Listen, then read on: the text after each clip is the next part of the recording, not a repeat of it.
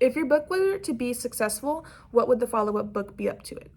If our book were successful, we would continue the series with a sequel that follows the three cats as they further explore the other side of the fence. Here they would meet all kinds of different friends and animals, maybe cats, maybe some puppies, rabbits that would maybe need their help to fix problems around that side of the fence. The three kittens would then assist their newfound pals and using the power of engineering, as we say in the book. And maybe they could assist these friends with little problems. They might need to create an invention or create a machine like the catapult to help help their friends make the other side a better place. And maybe as they're building these things, they would explain in words and in pictures so that children, once they're reading the book, will be able to better grasp these concepts because it's being explained by the cats. And they would just keep helping and make their new home or new discovery a better place to be, and help all their friends and teach them along with teaching the reader. So, what did you learn through the research process, and was there a source that was especially influential to your project?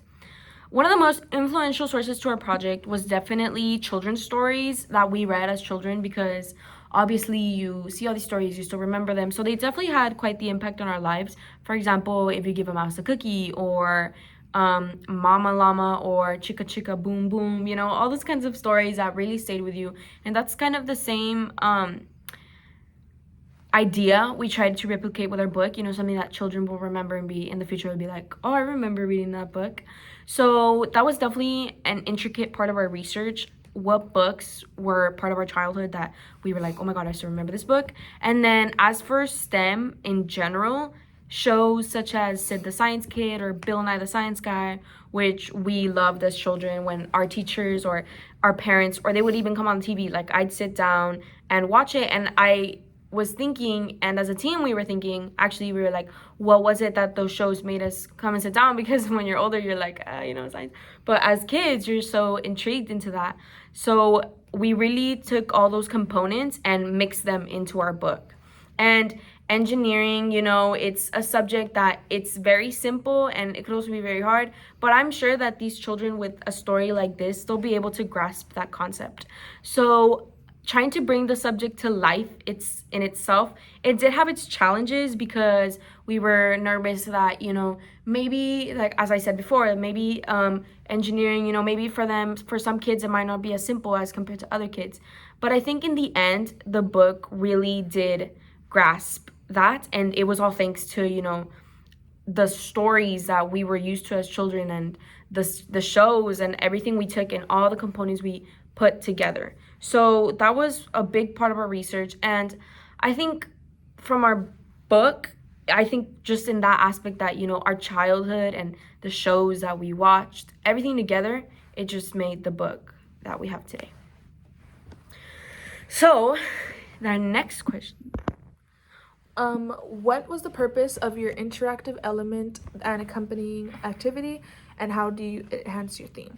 The purpose of the interactive elements of the book was to maybe, provide a better reading experience for children and small children especially. In this case, it's going to be kindergartners to first grade.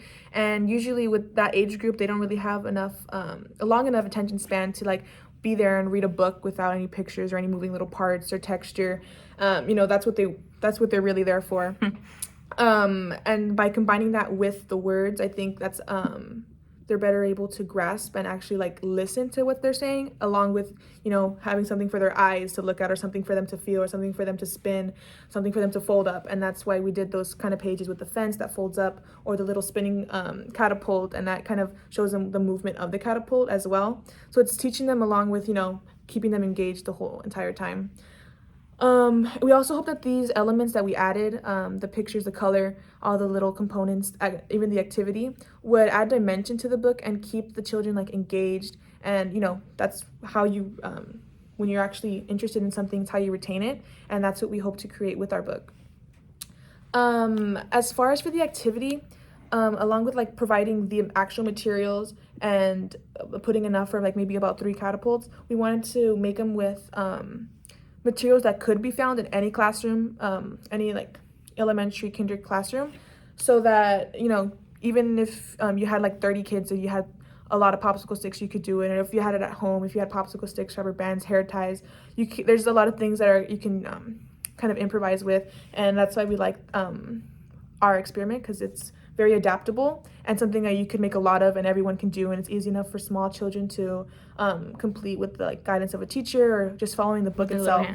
Yeah, it's it doesn't take a lot of strength, or it doesn't take a lot of knowing about engineering. It's a fun little project, and hopefully once they see how easy they made this project, maybe they could be encouraged or even want to start their own little projects and look more into engineering. And that's what we really wanted from the book to do, is we wanted them to think oh, if this is engineering, whatever, to make those connections and start their own projects and to kind of develop their own curiosity. And I think we did that with our book and our activity. So how will kids think differently after reading your book? I think kids will definitely notice, especially since we like to use animals for our book because we made them emotional. I feel like kids they find easier to relate to that. So I think kids, hopefully, that they will, after reading that book, they will see that, this is something that it's every day around me. Math and science is every day around in their daily lives. And hopefully what they get from this book is that, they become passionate about STEM, and that they notice and grow up to not only just decide that, oh, it's too hard, or they notice that they have early exposure, and they know that this is the kind of career that it could be super simple for them because they were engaged since they were little children. And even, if they're older, they go back and read a book like this. We hope that, like we said previously in another one of our segments, that it's something that they can look back on and think, okay, I really enjoyed this and I really want to continue with it. So I think that's one of the aspects. And another aspect is that they just are open more to the world of STEM, and they don't think they are limited to, let's say, English or something of that sort, and that their exposure since they were young, it really aids them in the future to make decisions in the fields that they want to go to. So I think that was definitely the aspect we wanted for kids, just for them to realize that it's a simple subject, that they have exposure to it when they're younger, and they're not afraid to grab experiments such as these and experiment with them because they don't think they can do it. And I think when kids are that young, that tends to happen. But now with a book such as this, you see cats, the cats can do it, and it's, the popsicle sticks. It just all comes together to the fact that I as a child can do that. I'm not limiting myself compared to everything else.